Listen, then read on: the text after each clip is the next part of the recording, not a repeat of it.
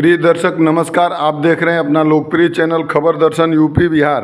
आपका लोकप्रिय चैनल पहुंचा है समाजवादी पार्टी के युवा नेता समाजसेवी राजकिशोर यादव जी के पास, जो उत्तर प्रदेश के पूर्वांचल में आने वाले घोसी विधानसभा उपचुनाव को लेकर चर्चा करेगा। यादव जी से वार्ता करते हैं और जानते हैं कि इस चुनाव के आने वाले समय में क्या मायने हैं और इस चुनाव से समाजवादी पार्टी को क्या एक नई दिशा और दशा मिलेगी क्या।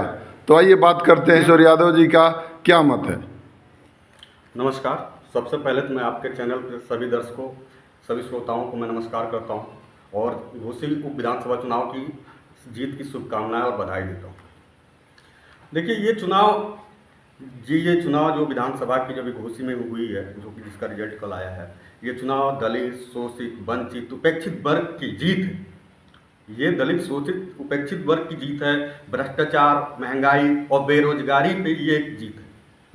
और इस जीत के मायने इस अंदाज से लगाया जा सकता है कि ये एक ऐसी जीत है, मैं आपके चैनल के माध्यम से बताता हूं कि एक ऐसी जीत है कि मतलब समाजवादी ही नहीं, बीजेपी के लोग भी उतने ही खुश हैं जितना समाजवादी के लोग खुश हैं। ये आप कैसे दावा कर सकते हैं? ये दावा इस तरह किया जा सकता है कि तमाम इसमें ऐसे भी लोग इस पार्टी में, बीजेपी में आए, प्रचार प्रसार किए, जिसको जनता ने एक तरह से नकार दिया था। घोसी का उपचुनाव माननीय दारा सिंह जी कुछ ही महीने, लगभग यही 13-14 महीने पहले ही जो विधानसभा का चुनाव हुआ, समाजवादी पार्टी के टिकट से चुनाव जीते। फिर वो समाजवादी पार्टी के टिकट पर चुनाव जीत के एमएलए हुए, सदन में गए, सदन में फिर वो भाजपा में आए। तो ये दल बदल का जो एक गणित चला, जो दौर चला, इससे जनता का काफ़ी ज़्यादा आहत हुआ। जिस जनप्रतिनिधि को हम चुन के भेज रहे हैं और वो जाके 15 महीने बाद अपना इस्तीफा देता है, दूसरी पार्टी में आ जाता है और तमाम उलूल जुलूल तरह के बयानबाजी करने वाले अकलोल बकलोल नेताओं के साथ आता है। कुल मिलाकर आपका कहना है कि जनता आपके समाजवादी पार्टी के नेता के द्वारा पार्टी बदलने से आहत थी? बहुत आहत थी। जनता पर अतिरिक्त बोझ पड़ा है। ये एक इकोनॉमिकल लॉस है। आप जनता द्वारा चुनी हुई एक, हम लोग लोकतांत्रिक व्यवस्था में है, जनता अपने चुनी हुई प्रतिनिधि को 5 साल के लिए चुनती है और वही प्रतिनिधि हर 15 महीने पे आके चुनाव कराएंगे, तो जनता इससे नाराजगी तो होगी। चाहे वो समाजवादी के लोग हों, चाहे वो भाजपा के लोग हों, चाहे किसी भी दल के लोग। अभी आपने एक बड़ा दावा किया कि इससे समाजवादी पार्टी ही नहीं, भारतीय जनता पार्टी के अंदर भी कुछ लोग खुश हैं, तो वो कौन लोग हैं और इससे उनके अंदर किस बात को लेकर खुशी है? ये वो लोग हैं जो किसी पैराशूट प्रत्याशी के आ जाने से, जो इस पार्टी में अपना खून पसीना देकर, समय देकर अपना सब कुछ लगाया है और उनका टिकट कट जाता है। कुछ बाहरी तत्व आते हैं और वो टिकट ले लेते हैं, अलायंस में दबाव डालते हैं, वो सीटें मांगते हैं जिनकी हैसियत नहीं होती है सीट जीतने की, वो सीटें मांगते हैं 10-10, 15-15। यानी कि कुल मिला के आप इशारा ये कर रहे हैं कि एक पीले गमछे वाले चाचा जो थे, उनको हाशिए पर लाने के लिए बीजेपी के लोग कहीं जानबूझ के तो चुनाव हार नहीं गए हैं, जानबूझ के तो कड़ी मेहनत नहीं किए हैं, ऐसा तो नहीं है? देखिए, ये सिर्फ पीले वाले चाचा ही नहीं, पीले वाले चाचा के साथ दारा सिंह ही नहीं, दारा सिंह के साथ पीले वाला चाचा भी बेचारा हो गए घोसी में। अब वो अपना जमीन तलाश रहे हैं। यानी इस बात को लेकर भी बीजेपी के लोग खुश हैं कि पीले वाले गमछे वाले चाचा जी को भी इस चुनाव में हार के बाद पैदल होना पड़ेगा। देखिए, राजनीति एक अलग सब्जेक्ट होती है, विचारधाराएं हो सकती हैं हमारी अलग, लेकिन व्यक्तिगत हम आप पे प्रहार करेंगे। उन्होंने किस पे नहीं प्रहार किया?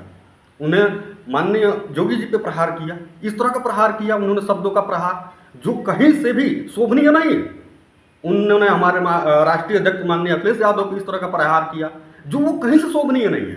तो ऐसे लोग वो एक्सीडेंटल नेता हैं, ना कि वो जमीनी स्तर के नेता हैं कि जिनके शब्दों में शैली हो, और ऐसे लोगों को जनता कभी भी सिरे से नकार देती है। यानी कि एक तरफ इस चुनाव में सपा के जीत से पीले गमछे वाले चाचा पैदल होते दिख रहे हैं, वहीं दूसरी तरफ ये जो भारतीय जनता पार्टी के तमाम सांसद मंत्री लगाए गए थे, क्या वे भी पैदल होते दिखेंगे आने वाले समय में? देखिए, पैदल भारतीय जनता पार्टी का कोई होगा नहीं होगा वो भविष्य और पार्टी के ऊपर डिपेंड है, लेकिन ये पीले वाले जो चाचा घूम रहे थे, जिन्होंने, इनका एक काम है, ये पार्टी में आएंगे, बयानबाजी करेंगे और सीट के लिए आपको ब्लैकमेल करेंगे। हाँ, तो इससे ये चीज तो हुआ कि इनकी सीट मांगने की जो संख्या थी उस पर अंकुश लगा और नंबर ऑफ संख्या इनके सीट मांगने की घट जाएगी, स्वाभाविक घट जाएगी।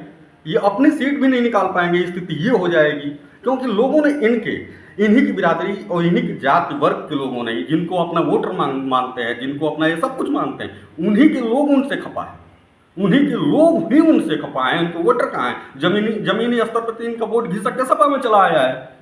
यानी कि चाचा के वोटरों ने ही चाचा को आईना दिखा दिया। बिल्कुल बिल्कुल, सत्य जो है वो स्वीकार करना पड़ेगा इनको। और जो ये इनकी उल्टी सीधी अपने ही बिरादरी के लोगों को कहे थे, अपने ही वर्ग के लोग को कहे थे कि ये दारू पीने वाले लोग होते हैं, ये पीने के बाद सब कुछ भूल जाते हैं, ये कहीं भी पी के पड़े रहते हैं। इस तरह का इनका बयानबाजी अपने वर्ग के लोगों का था। मैंने चाचा ने अपने वर्ग को भी नहीं छोड़ा। उन्होंने किसी को नहीं छोड़ा। वो सिर्फ सत्ता के एक भूखे भेड़िया हैं जो सिर्फ सत्ता के लिए ही आते हैं, किसी भी दल में जाए, अनाप शनाप सत्ता के लिए बोलते हैं। उनके शब्द जो होते हैं उसको मैं सीरियस खारिज करता हूँ, नहीं लेता हूँ। अभी आपने दावा किया था कि भाजपा के भी लोग खुश हैं, तो क्या भाजपा के लोगों की खुशी का कारण हो सकता है? भाजपा के लोगों के खुशी का कारण भाजपा के लोग थे, महंगाई की वजह से सभी लोग इससे त्रस्त हुए। यह जरूरी नहीं कि अन्य मतलब सपा ही केवल त्रस्त हैं या बसपा ही केवल त्रस्त हैं, उसमें भाजपा के लोग भी शामिल हैं, त्रस्त हैं। दूसरी बात, फैक्टर नंबर 2, दूसरा यह है कि भाजपा वहाँ पे अपने जो भी कैडर के लोग थे वो अपना समय दिए, अपना धन दिए, अपना तन दिए, अपना मन दिए पार्टी के लिए। और दारा सिंह चौहान पार्टी बदल के आते हैं, फिर टिकट दे देते, मिल जाता है उनको। तो कहीं ना कहीं लोगों में पार्टी के लोग हैं जो कहीं ना कहीं अपने आप को ठगा हुआ महसूस कर रहे हैं। पैराशूट प्रत्याशी को लेकर लोग कंफ्यूज हो गए, बिल्कुल कंफ्यूज हो गए। और ये वास्तव में ये लड़ाई एक तरफा हो गई। जिस दिन टिकट क्लियर हुआ समाजवादी का, और उस दिन ये लड़ाई एक तरफा हो गई कि ये इंडिया का जो गठबंधन का पहला चुनाव हुआ है वो इंडिया के पक्ष में जाएगा। इसको पैराशूट प्रत्याशी का हार आप मानते हैं या समाजवादी पार्टी का एक संजीवनी के रूप में नया दिशा और दशा तय करता हुआ जीत के रूप में देखते हैं? ये एक समाजवादी पार्टी के लिए और इंडिया अलायंस के लिए ये एक नई दिशा और दशा की जीत की शुभारंभ हम मानते हैं। आने वाले समय में परिवर्तन के संकेत के रूप में देखते हैं? बिल्कुल बिल्कुल बिल्कुल सर, बिल्कुल। कहीं ऐसा तो नहीं है कि जिन सांसद मंत्री को सत्ता पक्ष के लोगों ने लगाया था उनका भी टिकट वगैरह काटना हो, उनका भी पैर कतरना हो, इसलिए जानबूझ के कम मेहनत किया हो? देखिए, कोई भी सांसद हो, मंत्री हो, जो लगते हैं वो सिर्फ एक जनता से वोट की अपील कर सकते हैं, ना कि जनता से दबाव में वोट डलवा सकते हैं। उन्होंने अपना काम किया, लेकिन जनता तय करेगी कि मुझे अपना प्रतिनिधित्व किसके हाथों में देना है। तो जब सत्ता पक्ष के सांसद मंत्री ने अपना काम किया बावजूद इसके हार गए, तो इससे क्या संदेश जाता है उस सांसद मंत्री के लिए पार्टी में और सत्ता पक्ष के पास? देखिए, लोकतंत्र की यही एक सबसे अच्छी खूबसूरती यहाँ दिखती है। तमाम लोग आए, तमाम चीज़ें होती हैं, लेकिन हम अपना मन जहाँ जनता बना लेती है वो वोट उसी को करती है।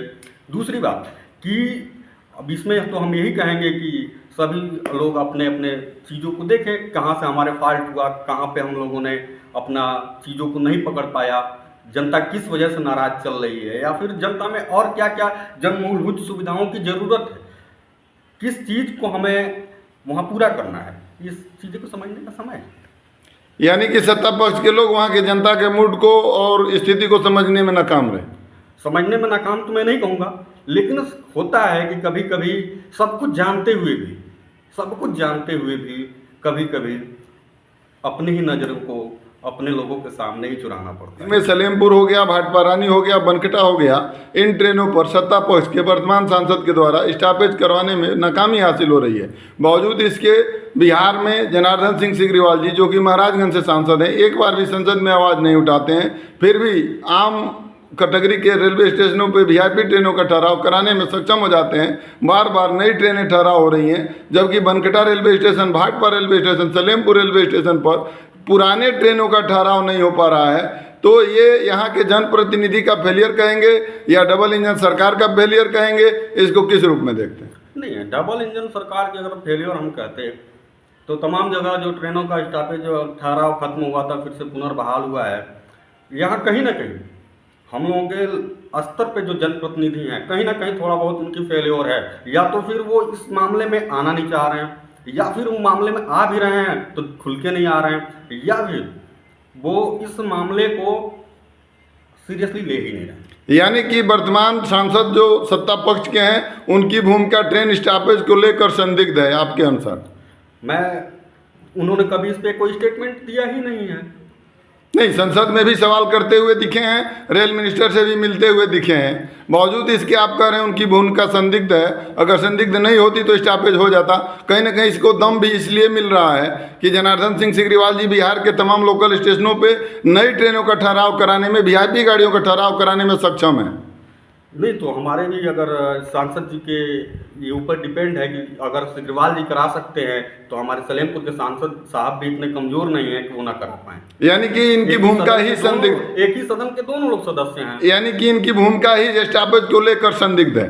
मैं इस पे इनकी भूमिका को संदिग्ध नहीं मानूंगा। कहीं ना कहीं यहाँ फेलियर यहाँ की जनता का भी है, यहाँ की जनता का भी कहीं ना कहीं फेलियर है। ये जनता अगर ये एक अल्टीमेटम देके इस पे हम लोग को सभी लोग पक्ष विपक्ष के सभी लोगों को साथ लेके और धरने पर बैठा जाए, या इसके लिए आगे जो भी इस पे हम लोगों को करना चाहिए।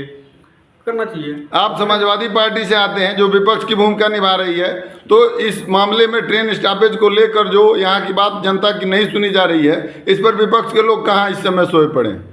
विपक्ष के लोग सोए कहाँ हैं? विपक्ष के लोग तो अपने प्रयासरत में है ही हैं। यहाँ पे देखिए, यहाँ बनकटा की हम बात कर रहे हैं, हम और जगह की बात नहीं कर रहे हैं, बनकटा अपने क्षेत्र की बात कर रहा हूँ। यहाँ पे जो ट्रेनों के ठहराव की जो बात है, यहाँ पे सर्वदलीय, चाहे वो सत्ता पार्टी के हों, चाहे बीजेपी, चाहे समाजवादी, सबको सर्वदलीय आके बैठना पड़ेगा, तभी देखिए कुछ होगा। क्या विपक्ष के द्वारा इस तरह की कभी कहीं कोई पहल की गई है?